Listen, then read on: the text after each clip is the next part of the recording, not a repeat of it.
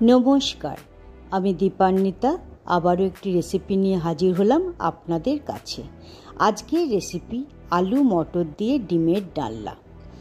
এটি বানানোর জন্য গ্যাসের আগুন জ্বেলে দিয়ে একটি কড়াই বসিয়ে দিলাম। তাতে এরপর পরিমাণ মতন জল ও 1 চামচ নুন যোগ করে দিলাম। তারপর 9টা মুরগির ডিম যোগ করে দিলাম ফোটবার জন্য। 5 থেকে 8 মিনিট ধরে সময় লেগেছিল সেদ্ধ হবার জন্য। এই সময় ফ্লেমটিকে হাইতে রাখতে হবে। 5 থেকে 8 মিনিট বাদে গ্যাসের আগুনটিকে বন্ধ করে দিয়ে ডিমগুলিতে জল থেকে তুলে নিয়েছিলাম। এরপর আরেকটি বাটিতে কিছুটা জল ও 50 গ্রাম মটরশুঁটি নিয়ে তাকে গ্যাসের আগুনে চড়িয়ে দিলাম। তাতে 1 টিস্পুন নুনও যোগ করে দিয়েছিলাম। 2 থেকে 3 মিনিট হাই ফ্লেমে সেটিকে বয়েল করে নিয়ে সেটিকেও জল থেকে ছেঁকে তুলে রেখেছিলাম। আমাদের সেদ্ধ মটরশুঁটি ও ডিম সেদ্ধটি তৈরি হয়ে গেছে। এরপর ডিমের খোলাগুলি ছাড়িয়ে নিয়ে তার গায়ে কিছু কাটার দাগ দিয়ে দিয়েছিলাম। এরপর 2-3 মিনিট ম্যারিনেশনের জন্য ডিমে দিয়ে দিলাম 1 টিস্পুন নুন ও 1 টিস্পুন হলুদ গুঁড়ো। তা ডিমের গায়ে ভালোভাবে মাখিয়ে দিয়ে 2-3 মিনিটের জন্য সরিয়ে রাখলাম। এরপর গ্যাসের ফ্লেমে একটি কড়া বসিয়ে তাকে 3 থেকে 4 টেবিল স্পুন সর্ষের তেল যোগ করে ম্যারিনেট করে রাখা ডিমগুলি দিয়ে হাই ফ্লেমে ভেজে নিয়েছিলাম। 2-3 মিনিট আমার সময় লেগেছিল ডিমগুলিকে ভাজবার জন্য। 2-3 মিনিট বাদে ডিমগুলিকে তেল থেকে তুলে নিলাম। এইভাবে সবকটি ডিমকেই আমি ভেজে নিয়েছিলাম। আমাদের ডিম ভাজাটি তৈরি হয়ে গেছে।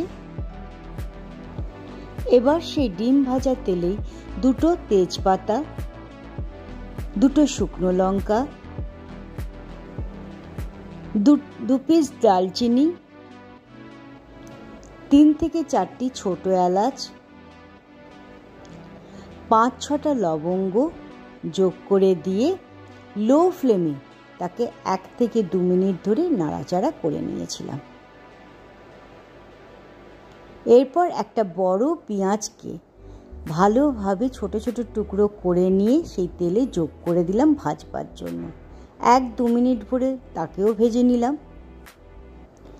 এরপর 2 টেবিল স্পুন আদা রসুন বাটা সেই পেঁয়াজের সাথে যোগ করে 1-2 মিনিট ধরে নাড়তে লাগলাম।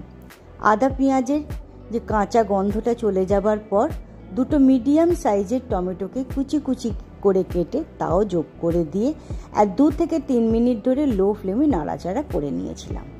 এরপর তাতে পরিমাণ মতো নুন, 1 টিস্পুন হলুদ গুঁড়ো, 1 টিস্পুন জিরে গুঁড়ো, 1 টেবিল স্পুন ধনে গুঁড়ো, 1 tablespoon red chilli powder, আমি এখানে কাশ্মীরি লঙ্কা ব্যবহার করেছি, এবং 1 টেবিল স্পুন আমি চিনি যোগ করে আবারও কিছুটা নাড়াচাড়া করে নিলাম।